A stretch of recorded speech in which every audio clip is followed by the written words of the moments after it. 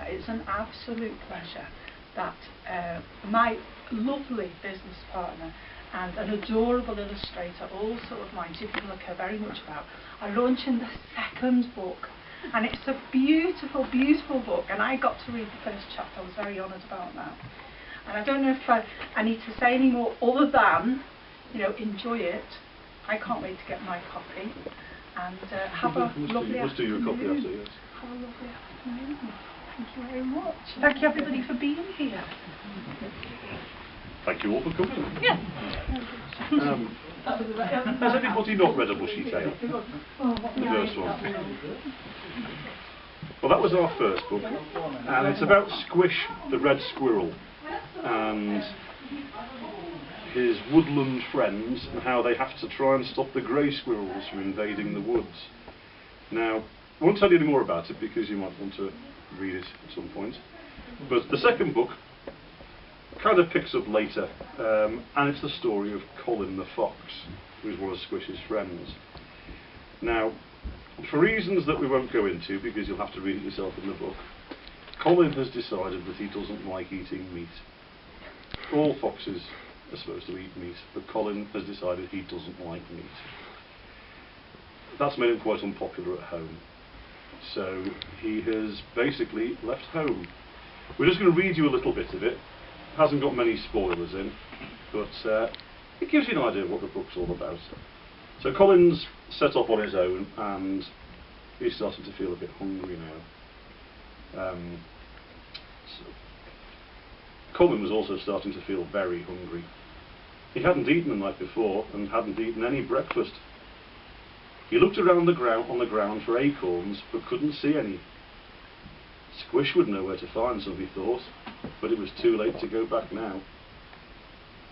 He sniffed at some of the leaves on the bushes nearby.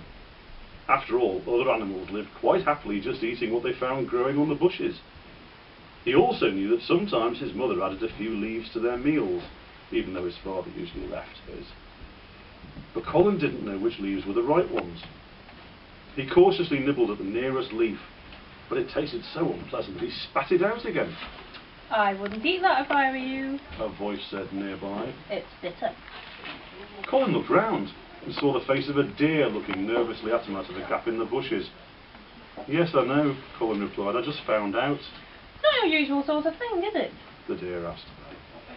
No, Colin said, but I don't like the usual sort of thing. I don't like meat. It seems I'm not the usual sort of fox. Oh, I bet your family is pleased about that. The deer said. Not really, said Colin. That's why I'm leaving.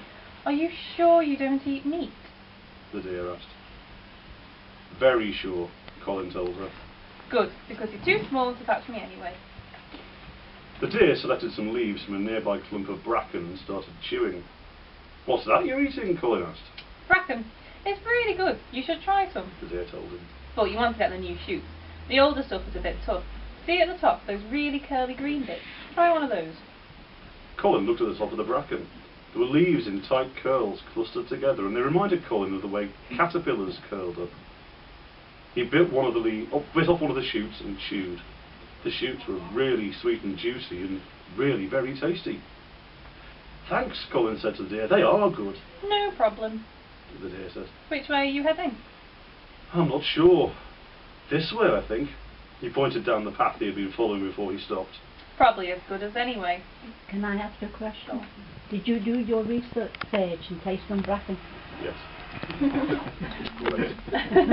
Very tasty. Very recommend. Highly recommend it. You'll have to cross a river though. Can you swim?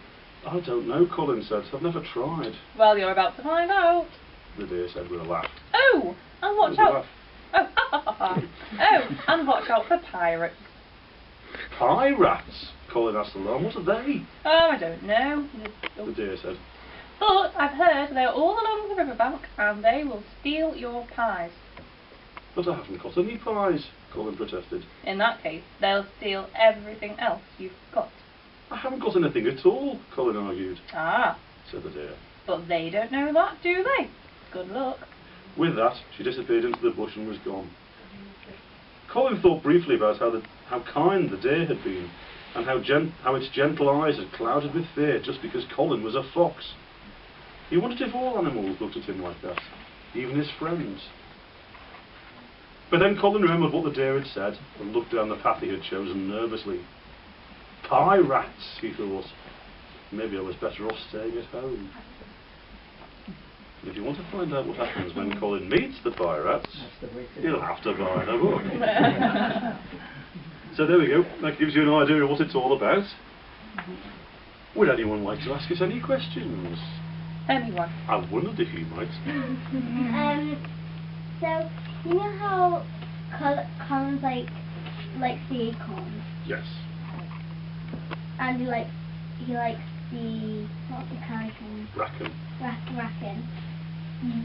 Which one do you think that he'll like the most? Well, I think he'll like acorns most, because that was the first thing he tried. When you read the book, Squish gives him an acorn to eat and he really likes it. And at the back, there's actually a recipe. I was surprised. I've only seen this today. There's a recipe about how to make acorn coffee, so you can try acorns. During the wars, they used to make them. Oh, that's really cool. Yeah, very well. It's a good to know it's a real thing though. Yeah. In the book. It's Wow. what you can find on the internet, and you don't have to necessarily believe everything that you read. But we did a little bit of research before we did the book. And foxes, like all members of the dog family, can manage on without eating meat. Cats can't. Cats have got to have meat, but foxes and other dogs can actually quite happily be vegetarian. It was a relief to find out that was true, having written the book. He was so lost in thought that he didn't realise he was no longer alone. Scamp said you stuck up for me. White-Tip said. Thank you. That's okay, Squish replied. Now White-Tip was sitting next to him, he couldn't think of anything else to say. Your brother's an idiot. White-Tip said. He just makes jokes all the time. He isn't clever like you. I'm not clever, Squish said. I'm a dreamer. That's what my dad says. Well, I think that's the same thing. You think about things. White-Tip said. I think you should be over there with the older squirrels. The older squirrels will sort it out, Squish says. They will know what to do. I still think you should be there. It's like nobody cares how we feel. White-Tip said. Squish thought for a moment. It's not that they don't care, he said. They're all worried about something and they won't tell us what it is. My dad says there are things we young squirrels don't need to know. Well, I think we should know. I'm scared of the grey squish. We all are. Can you find out what they're saying? White-Tip touched Squish's paw with her own for a second. For that second, Squish felt he could fight all the greys by himself. Before he even knew he was doing it, Squish had jumped from one tree to the next. It was a very big jump for a small squirrel, but Squish balanced himself with his tail as he had been taught and leapt into the air. Whenever he made a big jump like this, he always thought that this must be how the birds feel when they fly, and how wonderful it must be to soar away into the sky. Squirrels don't have wings and so have to make do with jumping, but knowing White-Tip was watching made Squish feel like he was flying too. He landed neatly on a branch and sat outside the family's dray listening very quietly. This is what we heard. We don't even know what the greys want, Magnus. One older squirrel was saying. They might want to be friends. We should talk to them. I'm sorry, Russet Coat, Squish's father said, but if you think that, you're a fool. You know we can't let the greys near us. Imagine if the illness they carry starts to spread. Anyway, we do know what the greys want. They want our nuts and our acorns, all of them, and you know what that means. But what about the ones we have hidden? Another squirrel asked. They're squirrels too, Squish's father replied. They know all about hiding nuts.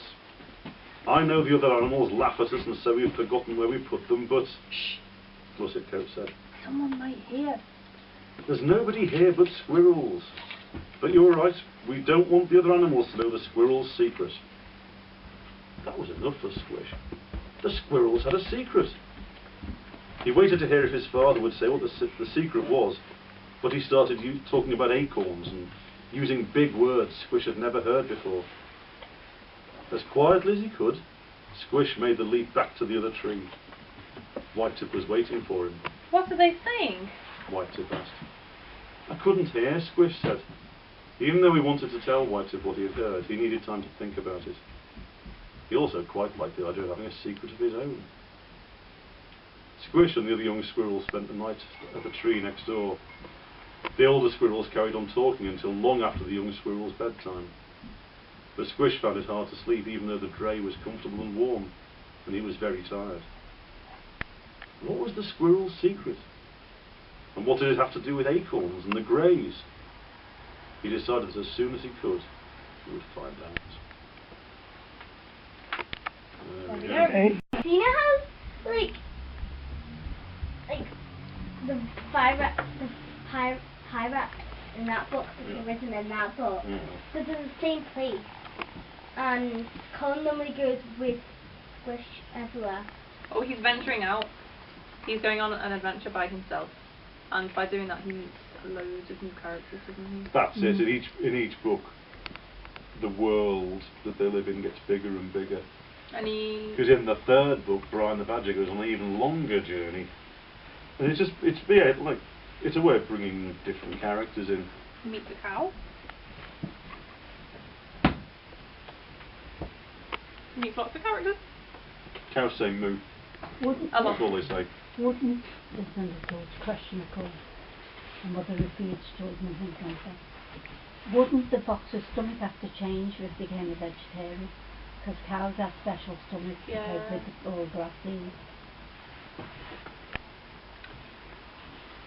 That's an excellent question. Yes, it probably does. Yes, but it happens off screen. Yes, stomach transplant. Yeah, no, that could be it. Yes, book 5, Colin visits the super vet. Big plot point of book 2 is that Colin goes on a journey and he ends up in a big scary place called the town. He's left the woods and he goes into the town, and that's what the town looks like. There's the back alleys of Waterloo, actually. So he's scared of a town. He doesn't like it. He doesn't like it much. It's big and scary and he doesn't like it.